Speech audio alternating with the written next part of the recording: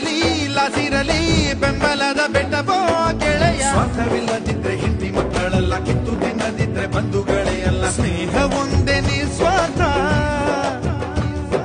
ನಮ್ಮ ಮಾನ ಮುಚ್ಚು ಬಟ್ಟೆ ಕಳಚಿ ಬಿದ್ರೆ ಎಷ್ಟು ಬೇಗ ನಾವು ಎಚ್ಚರಾಗುತ್ತೀವೋ ಅಷ್ಟು ಬೇಗ ಧಾವಿಸಬೇಕು ಒಬ್ಬ ಗೆಳೆಯನ ಕಷ್ಟಕ್ಕೆ.